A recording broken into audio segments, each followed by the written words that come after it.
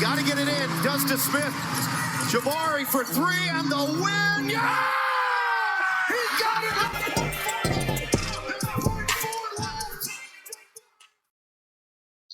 We are here to fuel Rockets news. This is the Rockets Fuel podcast. And yes, it has been a long time since we've been on the air. So we are definitely happy to be back. The Rocket season is kicking off. We had Media Day yesterday, first day of training camp today, which I am out covering. So really good practice today. We're going to be talking about that. Of course, you can always find me on Twitter at Binkley Hoops. And you can find my written work over at the Dream Shaker SB Nation. And of course, I'm joined by my co-host Vator. How you doing? Hey, what's up, man? Long time no see. Yes. Well, like it's about to be crazy. 82 game schedule. So I think a little break from the Rockets was needed, but I'm ready to get back at it. And you can find me at Vader Sports on Twitter and Instagram. Absolutely, man. It's good to be back. It was a long summer, a long off season, and like I said, we are kicking it back off. Training camp day one in Lake Charles over at McNeese State was today, and we had media day yesterday. Everybody spoke except for Aaron Holiday, who actually spoke today after practice. So before we get into training camp and all the particulars, we want to just kind of give your opinion of uh, kind of how the offseason went. And I mean, we could talk briefly about the Kevin Porter Jr. situation, even though Rafael Stone kind of summed it up best that they can't really do too much talking about it because the league is going to handle it. But just from my point of view, yeah, he's never going to play for the Rockets again. He may not even play in the NBA ever again. With the allegations that are against him, some of the worst allegations you can have. So we probably will never see Kevin Porter Jr. out on the court again. So that's how that situation is going to play out. We just have to wait for the league to decide how they're going to come down with punishments on him. But what's kind of been your overall feel about the off season now that we're into actually seeing some basketball on the court with training camp? Okay. Just keeping it strictly basketball because I do. My heart goes out to the victim, Kaiser. Absolutely. Whatever happened in that hotel, she didn't deserve that. So whatever punishment Kevin Porter Jr. faces, I feel like he brought that upon himself and it's deserved it. So just moving on from that though, I think the Rockets made a good move today, bringing in a shooter, Reggie Bullock, because he is a guy who is over 38% for his career from three. And as we know, the Rockets were a poor shooting team, poor 3-point shooting team last year. So to bring in a veteran guy who has been on winning teams, who can come in and provide shooting and provide a little bit of defense. He's not a defensive stopper by any means, but he's not going to hurt you out there, right? He's going to give effort, and I think that's kind of what they needed in order to replace that hole because Kevin Porter Jr. does leave a hole on the basketball court because I think you probably had him penciled in that second unit with Amin Thompson and with Tari Eason. And now you can have some versatility. I mean, we have Jayshawn Tate still. We have some other guys that we brought in over the offseason. But I think Reggie Bullock is the one person that we brought in over the offseason that we know can shoot the basketball. He's done it. It's proven. And so, I'm pretty sure Ime Udoka at the beginning of this season, we're probably going to see a lot of veteran heavy minutes from guys, even though we might want to see like a guy like Cam Whitmore. I don't know if he's necessarily ready. I want him to be ready because I want to see the high flying dunks. I want to be hyped about this 19-year-old going out here and going out here and scoring 20 points or scoring 15 points or something like that and looking good because I do think he's a big part of the future. But if we're if the goal is to try to win games early in the season, and I do believe that is the goal now. We're no longer in tank mode. We're in phase 2, as they say. You need a guy who can go out there and who can execute the game plan. I think Reggie Bullock is a guy who can do that. He can come in and he can spell Dylan Brooks. And so that's one pickup that's kind of sneaky. He's not a big name. We got him for the vet minimum, as far as I know. But I think a lot of other teams were interested. A lot of other veteran teams were interested in bringing him in, and he chose us. So I think that's good for us as well because it shows hey, guys are willing to come here. Even like I said, even though he's not a big name, I don't want to pretend like he's a guy who's going to push the needle a whole lot. But we do need spacing. We do need shooting, and he brings that. Yeah. Yeah, I mean, absolutely. That was a surprise signing. I don't think anybody saw that coming because everybody thought he was going to go to a championship team like Milwaukee or Miami or Lakers, one of those teams that's contending for a championship. So that says a lot about where the Rockets are compared to where they were the last few years because these type of signings they were not getting in the last few years. They were getting these signings when they were competing. We used to remember, especially during buyout time, that the Rockets were always at the top of the list of all the different players that got bought out that wanted to come play for the Rockets. But last 3 years, we weren't seeing these type of signings. So maybe that kind of shows that the Rockets are moving forward, that people like what they see.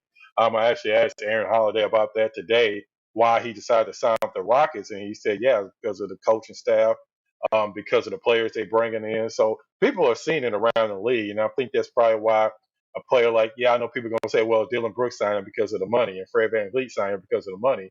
Yeah, but at the end of the day, if they don't see them going in the right way, if they see a team that's probably going down, yeah, the money's great, but they can still find something similar to those contracts from other teams. So that kind of signifies that maybe the Rockets are finally moving away from the label they had where they were just pretty much a losing franchise and nobody, pretty much a laughing stock in the NBA, let's just be honest. So signing somebody like Reggie Bullock, who also used to kill the Rockets for some reason. Every time he seemed to play the Rockets, he used to all of a sudden put up 5 or 6 threes out of nowhere, like Tim Hardaway Jr. So to Oh have yeah. somebody like that, that's a pretty good signing. Yeah, and I love the fact that we brought in some veterans, some veteran Yeah, leadership. We said, and I mean there was a little like hindsight and a little retrospect going on because I think at one point in time everybody was on board with the hey, let's do the youth movement. Let's let all the yeah, young guys play. Let's see who's good.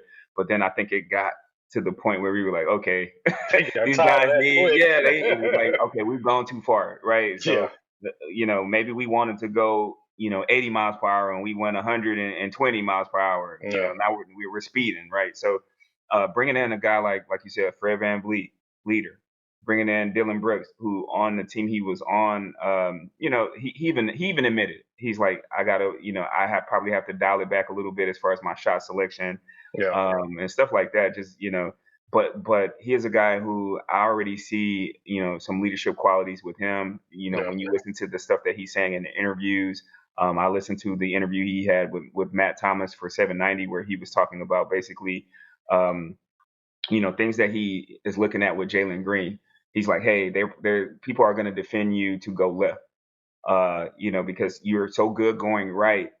They're going to defend you to go left. So in those, yeah, huge moments and huge games towards the end of the year and playoff situations and stuff like that, people are going to force you left, and you need to be just as good going left as you are going right.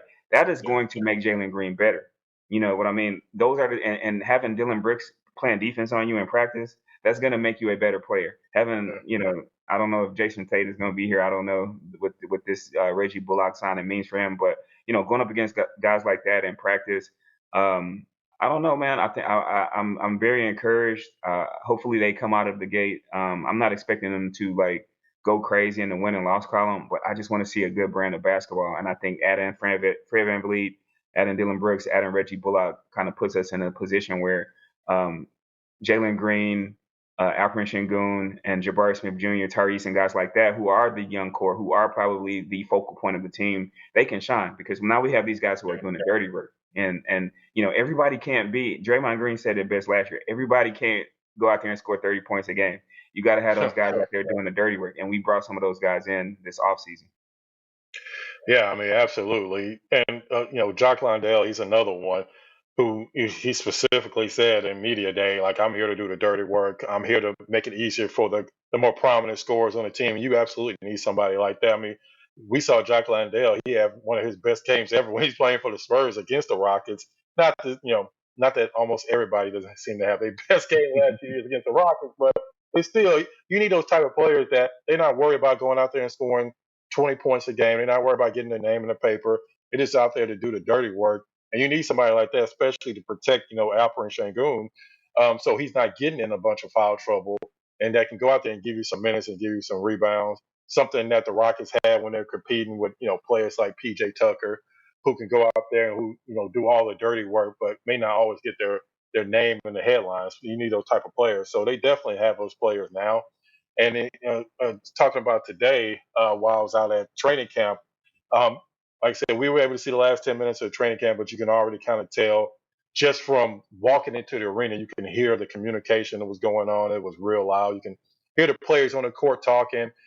Specifically, you can hear Fred VanVleet kind of directing the offense. So you can already tell he's going to be the leader of that offense. He may not score as many points as he did last year, but he's going to be the one that kind of directing everybody on the offensive end, and that's definitely something you need. Of course, we know from your point guard.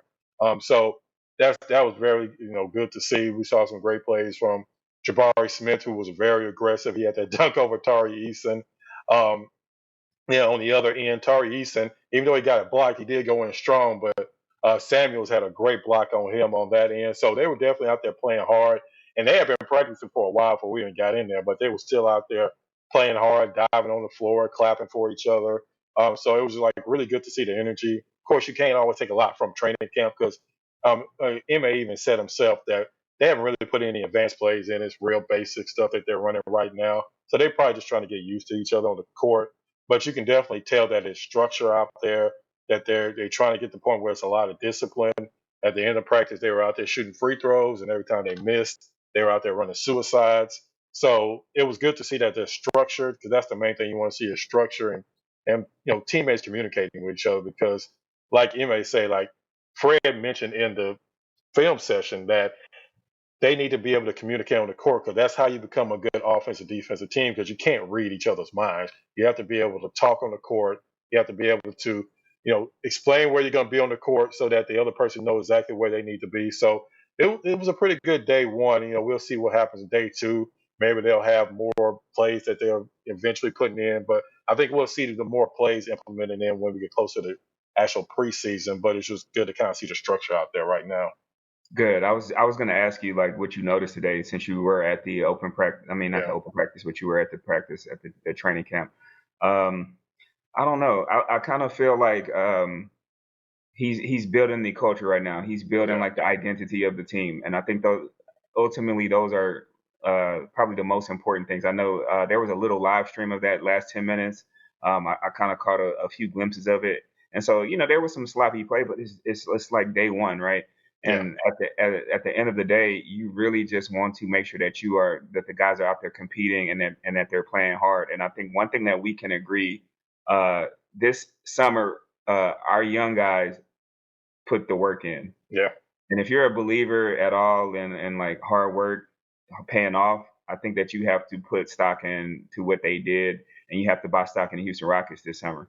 I mean, Yeah. this upcoming season, because of the fact that uh, Jalen Green spent pretty much all last summer, from what we saw. Like Yeah. I know he was actually like practicing and stuff, but we didn't see very much footage of it. We saw him at Fashion Week. We saw him, you know what I mean? We saw Yeah. like him on vacation with Yeah. his girlfriend. We saw a lot of stuff like that. But this summer has been completely different. There's been a complete 180. We've seen him working out with Kevin Durant. We've seen him working out with Devin Booker. We've seen Yeah. him working out with Jabari Smith Jr. and other NBA players. We've seen Yeah. him at the Van Rico. Vliet. Yeah. We've seen him at the Rico Himes runs. And yeah, like you said, Fred VanVleet. Yeah. They've been like lifting weights. They've been doing all of this like really like interesting like training, weight training to that looks like it's helping their core strength and helping out their balance and stuff like that. And like this is not stuff that we saw from Jalen Green last summer. And Yeah. you could just kind of tell he's taking his craft very seriously this year. And I'm expecting that 30-year leap. And I know, I'm gonna sound like a homer, but I don't care. I think he is going to like pretty much like I don't think he's gonna be an all-star or anything like that, but I think that he is going to have a season where he starts to get in that conversation. You know what I mean? Yeah. Because like if you look at his home and road splits last year, his home statistics are significantly better than his road Yeah. statistics. So part of that to me is just immaturity, just being young in the league, and mental. And I think that he is focused. He has a different level of focus. He has a veteran presence in the locker room that he did not have before. And I think all of those things are going to help him to actually finally reach the potential that the Rockets saw in him when they drafted him with the second pick in the draft, and over guys like Evan Mobley, over guys like Franz Wagner, guys like that who look, Yeah. they look pretty decent right now. And Jabari Smith Jr. is another guy who struggled his rookie season. last year, and we can all agree that he probably was not always in the best position to be successful. But you saw him this summer putting in the work. He's out there lifting weights. He looks bigger. I mean, you look at him when he came in last year, and you look at him now. He looks different. His body looks very different. Like you said today in practice, he dunked on somebody. Like he wasn't really like he wasn't that kind of player. Like his summer league, like we haven't really talked, but like he went crazy in the summer league. Like and I know a lot of people will say, oh, it's just the summer. That last game they played against the Detroit Pistons, that's the Detroit Pistons like actual NBA roster. That's who they're gonna run out there, for 82 games this season, barring injury or trade. And he went out there and he was the best player on the court. And so, like, I'm buying some stock in Jabari. I know some of our fan base is a little low on him, but I think that you can't write off a 19-year-old with the skill set that he has. So I'm very much I'm looking forward to this season. I don't know. Well, I know you are too, but like, what are you looking forward to the most? Yeah, I mean, I think with Jabari, people need to realize that he's never going to be a 30-point a game scorer, and he doesn't need to be. That's not the role that the Rockets need him to be. He can still be an all-star caliber player. Not to say he's going to make the all-star team, but he can be an all-star caliber player just because he has the defense that he can play. Maybe we'll see more of the health side defense that we didn't necessarily see last year. And then maybe we also, like you said, maybe we'll see him more in the mid range, and maybe we'll see him more from the outside, actually getting plays ran for him that we didn't see last year. So I'm definitely excited to see Jabari play. Yeah, I think as long as he can bounce back from three, I think that's gonna like alleviate a lot of people's concerns. Like he had a generational like dip in his 3-point percentage. Like I don't think anybody expected him to shoot 30% from three for the season. So like if he can get that up to I mean, I don't know what people are. I know people when he came in, the two things that we expected him to be able to do immediately was to be a knockdown 3-point shooter and also to play good defense. And he kind of didn't do either of those the first season. He Yeah. kind of really wasn't like consistent in either of those areas. I don't think he's going to shoot 40% this season, but I think if he can get up to maybe around 36%, I think that is I think that's some good progression for him. And then just get that defense. He worked on his flexibility. That's one of the things I saw him doing, like with the yoga and stuff like that. Yeah. And I think that's going to help him to be a better perimeter defender. Well, I will say he did get better towards the end of the year, and it seemed Hmm. because they finally started putting him moving around the court instead of just having him stand in the corner like he's Trevor Ariza. They had him in the mid range. They had him posting up, and I think that's something you're going to see more from Ma. And it's hard to tell with these young players because the Rockets was just so bad. They Right. didn't have a structure in place. You couldn't really tell what was going on. And even with Jalen Green, now that I don't think he feels he has to force as much as he did last year because they were so bad, he had to do so much. But now you have players that have been there, done that, like Fred Van Vliet. So now he can kind of take a breath and he can play more under control because when you're bad and you're losing, you're at the point where, well, I might as well just try to do what I can do, whatever I can do for us to win. And maybe that's playing above his means of where he is right now. But now he can kind of take a step back and he can have somebody actually run the offense. And don't get me wrong, I'm not saying Fred Van Vliet is your prototypical type point guard, but I mean when you've been in the league as long as Fred Van Vliet had, and you've been an All Star, and you played in the finals and played a prominent role in the finals. I mean, even at that point, Kyle Lowry was still starting, but Fred Van Vliet finished a lot of those games against the Warriors, so he's been in the most pressure packed situation you can be in. So it's not going to be like he's going to come here and he's going to be wide out and not know what to do all of a sudden. He's going to be the leader on the team, and I think that's going to help Jalen Green in the long run because Fred VanVleet's going to put people in the right positions. And same thing with Jabari. He's going to be in the right positions now instead of just being stationary in the corner, which that's not his game. He's not a stationary spot up shooter. Maybe he'll get better later on, but I just don't think that's the strength in his game. And you know what? All the stuff you were saying was making me think we're going to see a lot less. And Rockets fans out there, you're going to be happy about this. We're going to see a lot less of the your turn, my turn basketball, right? Yeah. It's not going to be like I'm gonna come down and do my N1 mixtape 1-on-1 and hezzy tween, all that kind Yeah. of stuff, because Fred Van Vliet really isn't that type of player. Like Yeah. he's gonna get his shots up. Don't get me wrong. That man likes to shoot. but he's not really a guy that's going to come down and try to do all this stuff off the dribble. No. And he operates kind of in the pick and roll. He's a good spot up shooter. He's not going to come down and like try to showcase his dribble package very often. Jalen Green, I feel like you got to let him cook a little bit every now and again. He has to play within the confines of the offense, but I think every now and again, guys like that, you just have to let them be special because they're special talents. But I think for the most part, you're going to see more organized basketball, more organization. Alperen Sengun is just an unselfish player, anyways, so that's going to manifest itself, I think, more prominently this season. Jabari Smith Jr. really isn't a guy who is a one-on-one player either. We've seen some flashes recently, so like I'm pretty encouraged by that. But that's not his game. That's not the basis of his game. And Thompson, the guy who we just drafted, is known for his passes. He's known for his elite athleticism. But one of the things that he's really known for, and the reason why he went for in the draft, is because he has elite court vision and he makes some of the like most crazy passes that you're probably going to see on a basketball court. So I think like if you just look at the team construction right now, and if you know anything about Ime Udoka, you know when he became the head coach of Boston, one of the things that he encouraged from Jason Tatum and Jaylen Brown and Marcus Smart was to make that extra pass.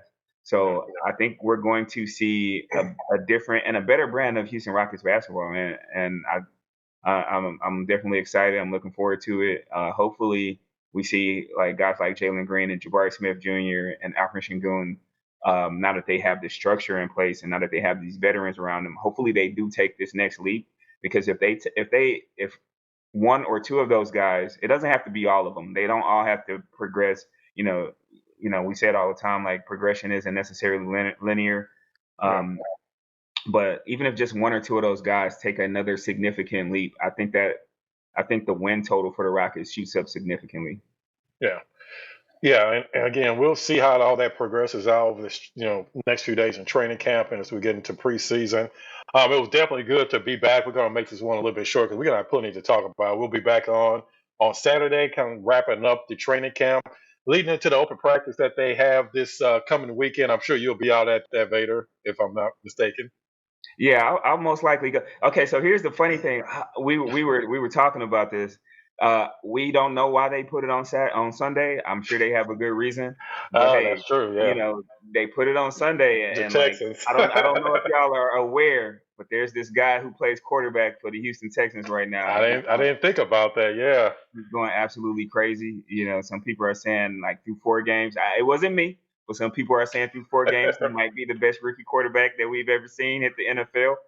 Based on the fact that the yardage that he's thrown and the fact that he hasn't thrown any interceptions, he's poised in the pocket, he's going through his progressions, and so I don't know why I love the Rockets. The Rockets are my first love. The Texans, are second or third, depending on how I feel about the Astros at that point in time. But them putting the practice on Sunday was kind of was not a good look. Yeah, so I didn't think about that until you said there was a reason why. I just don't know what the reason why.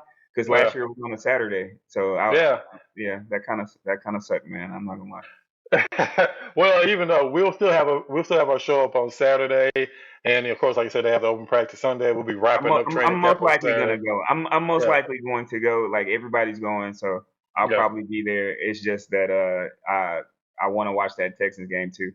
I'm hoping we can go like on a 3-game winning streak. Like when's the last time we saw one of those? I can't even think back that far. That's how long it's been. But we'll definitely be back on Saturday, and then of course the first preseason game, if I'm not mistaken, is October 10th.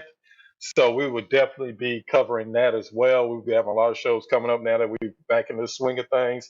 So we are definitely happy to be back. Like I said, I'll be out here on Wednesday and Thursday, maybe not the last day of training camp, but definitely the next couple of days. So I'll be trying to bring y'all the coverage I can bring. As far as that, we'll have a lot of stuff up on YouTube, a lot of clips, and also you can check out my work on Dream Shake. Like I said, we'll be back here on Saturday, wrapping up training camp and getting ready for the Rockets' first preseason game. So make sure you check that out. Make sure you hit that subscribe button and like button. It definitely helps us out throughout this season. We're already over 500 subscribers, so we definitely appreciate it. And as usual, Vader, I appreciate you jumping on, and I'll definitely be getting back with you on Saturday. All right, man. Looking forward to it. All right, man. Like I said, we appreciate everybody that subscribes to the channel and gives us the likes and comments. And we will definitely check you back Saturday. We appreciate everybody that checks out the Rockets Fuel Podcast.